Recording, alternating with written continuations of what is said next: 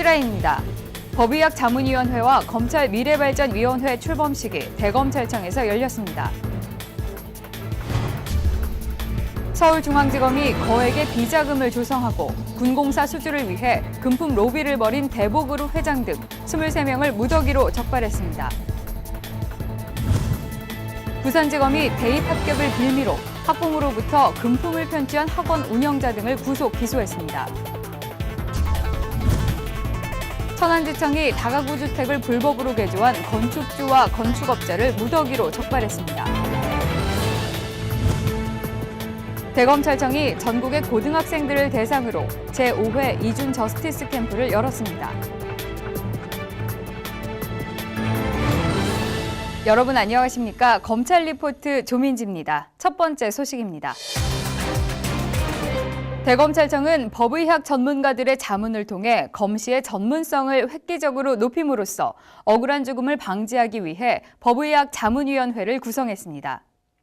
전국 의과대학 법의학 교수와 국립과학수사연구원 법의관 등 법의학 전문가 26명으로 구성된 법의학 자문위원회는 초동 단계부터 변사체 검시에 직접 참여하거나 수사와 재판 과정에서 변사 사건에 대해 법의학적 자문과 감정을 하는 등 검사의 변사 처리 업무를 지원할 예정입니다. 강력 범죄에 있어서 그 수법은 갈수록 진흥화되고 치밀해지고 있어 엄격하면서도 객관적인 증거에 입각한 수사가 요구되는 상황에서 변사체 검시와 법의학의 중요성이 그 어느 때보다 강조되고 있습니다. 자문 결과를 바탕으로 철저하고 치밀한 수사를 진행하여 단 한 명의 억울한 죽음도 발생하지 않도록 열과성을 다하겠습니다.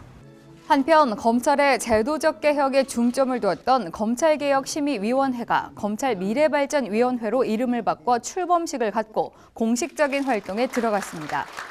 법조계, 시민단체, 경제계, 금융 IT 분야, 언론계, 의료계, 문화예술계 등 각계 전문가들로 구성된 검찰미래발전위원회는 1기 위원회가 이뤄낸 제도 개선의 성과를 수사 현장에서 어떻게 실현하고 정착시켜 나갈 것인지에 중점을 두고 검찰의 중점 업무 추진 방향, 기타 주요 현안 과제 등에 대한 심도 있는 논의를 통해 검찰의 미래 정책과 업무 처리 관행을 발전적으로 개선할 방침입니다.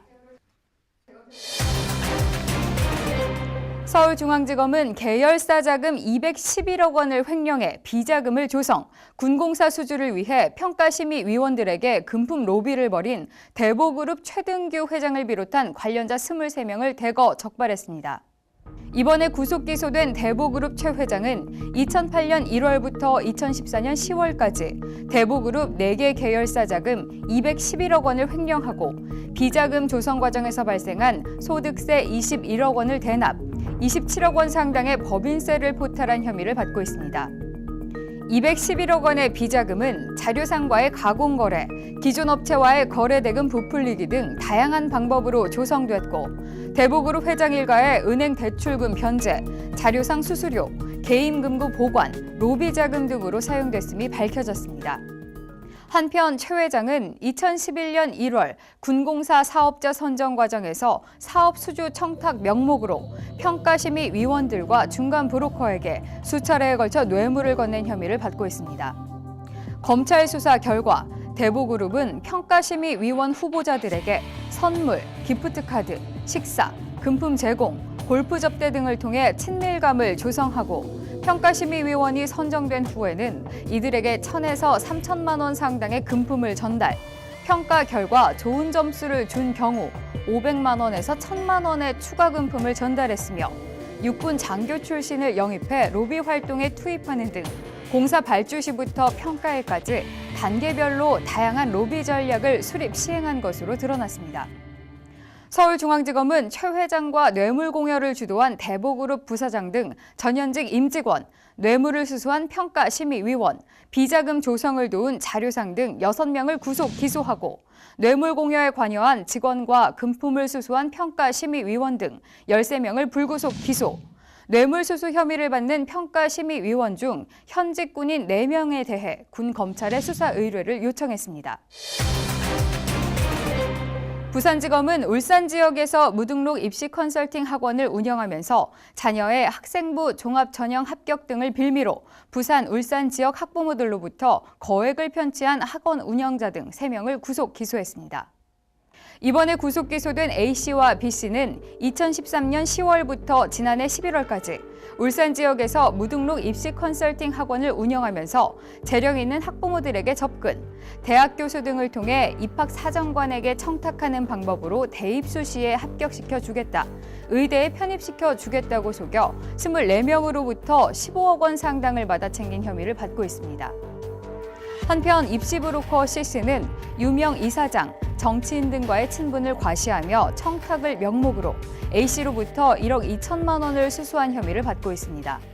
검찰 조사에서 이들은 유명 입시 전문가 행세를 했지만 실제로는 교도소에 복역하던 중 알게 된 사이로 입시 전문가나 재력가가 아닌 것으로 밝혀졌으며 범행을 통해 편취한 자금으로 외제차를 구입하거나 개인 채무 변제, 유흥비 등으로 탕진한 것으로 드러났습니다.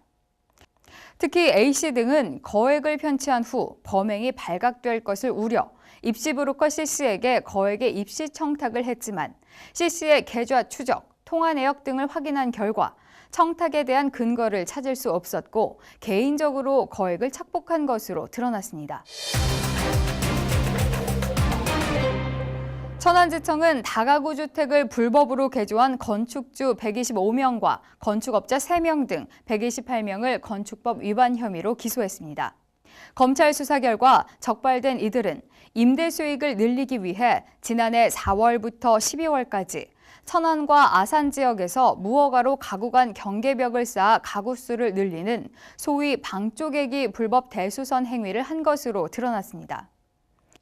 소위 방쪼개기 건축물 불법 대수선은 건축물의 안전과 기능을 해치는 범죄로서 주변 주차 문제를 야기하는 등 주거 환경까지 악화시키는 사회적 해악이 매우 큰 범죄인 점을 고려해 천안지청은 피의자들에 대해 원칙적으로 구공판하고 구약식 하더라도 1,000만 원 이상의 고액 벌금 또는 징역형 등을 구형해 엄벌했으며 방쪼개기로 인한 임대 수익 증가분 등을 벌금 등의 형태로 환수 조치했습니다.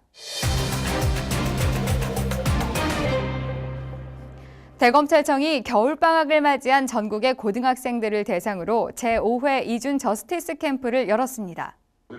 올해로 5회째를 맞이하는 이번 캠프는 법과 정의에 관심이 많은 전국의 고등학교 1학년 재학생 40명을 선발해 경기도 용인법무연수원에서 2박 3일간 진행됐습니다.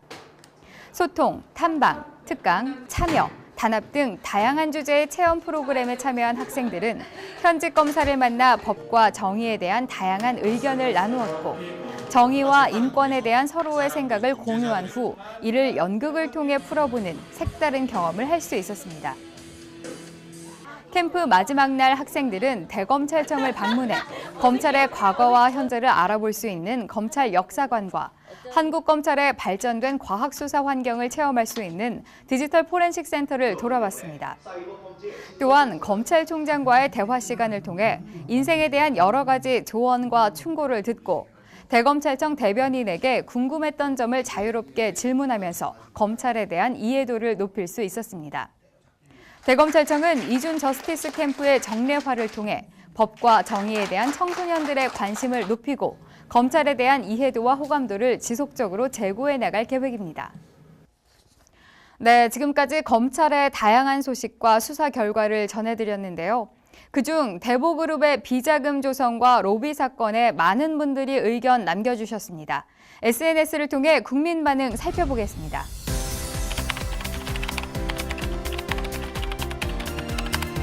철저한 수사뿐만 아니라 비자금, 로비 관련 금품에 대한 환수 처리도 요청하셨습니다.